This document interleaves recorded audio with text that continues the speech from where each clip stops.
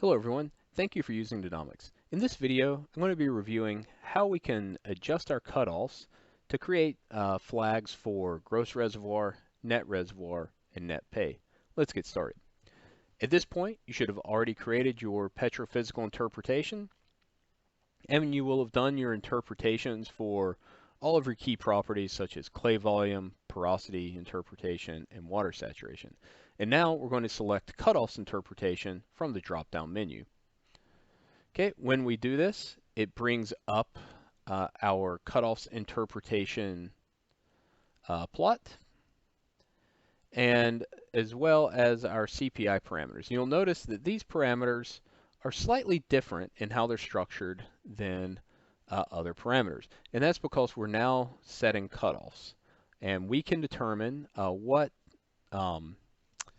criteria we want to use.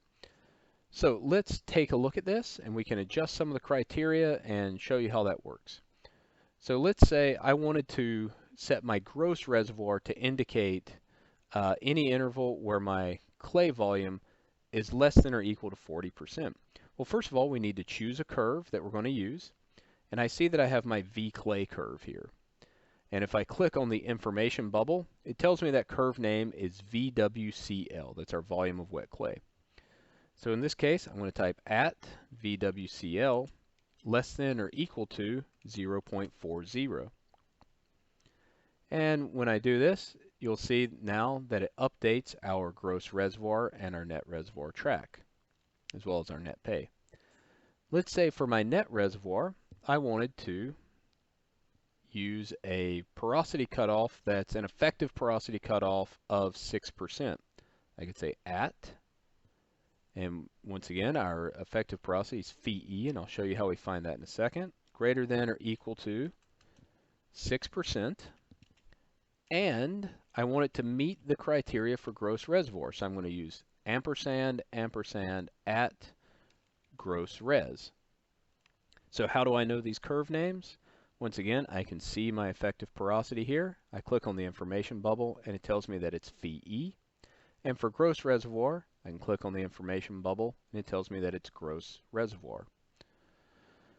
Okay, and finally, I might want to set my net pay criteria. So I'm going to use, once again, I will check my curve name, SW.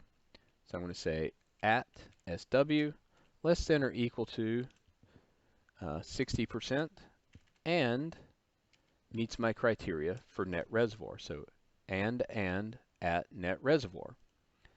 And now we have updated this. And if I want to update this to 65%, let's say, I could update that.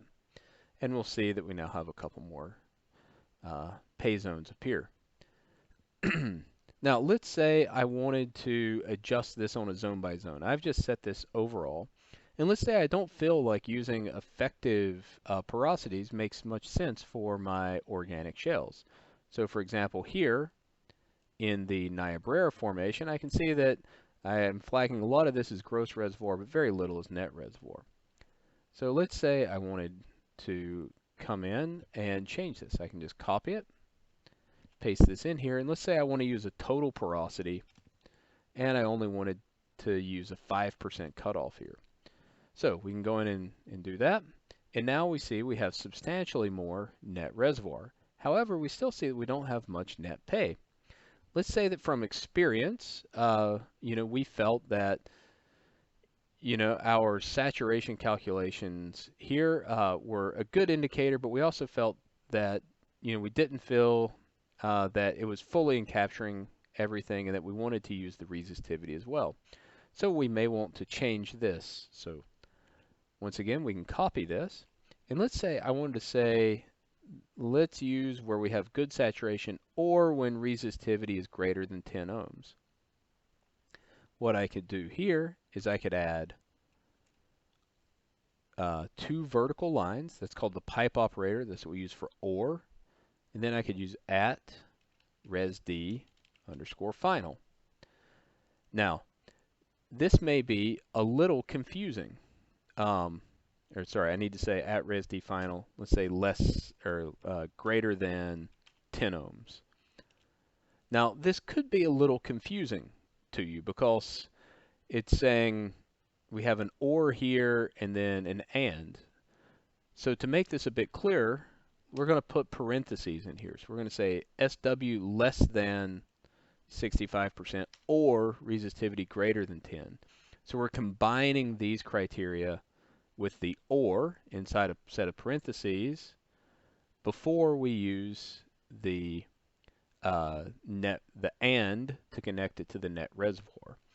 Although this isn't required, it does make it a lot more clear what is happening.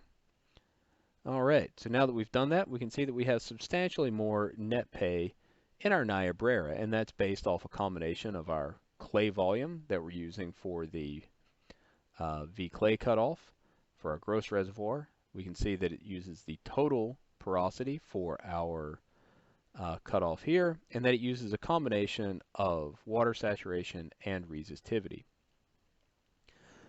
Okay, so let's say that we were happy with our cutoffs here. There are a few other options in the cutoffs module that are important. The first is we have this criteria called map partial zones. So what map partial zones means is how do we treat zones when we're doing a map if we don't have the complete zone. So let's say that my Lewis top was actually up here. Okay, well now I have some null samples in my Lewis. How should I treat that? Well, when I use map partial zones, it says, hey, you can, use this this zone to still do mapping. But what if I was missing almost all of the data for that? Well, in that case, I could use the limit by data completeness, and I can tell it what my required curves are, in this case, gamma ray, resistivity, neutron, and density. And I could say, okay, if at least 75% of this zone is covered by this data, then we will use this in our mapping. Otherwise, we will not. We'll null this out. So that way, we're trying to set the criteria for maintaining an apples-to-apples interpretation across our area. So that is how we can perform that operation as well. So now we have reviewed in this video how we can set our criteria for gross reservoir, net reservoir, and net pay. We've also looked at how we can combine criteria using both the and the or operators, how we can use multiple criteria for different zones, and how we can control how mapping will be performed based on our data completeness across an interval. All right, if you have any questions about this, please feel free to contact us at support@danomics.com. Thank you.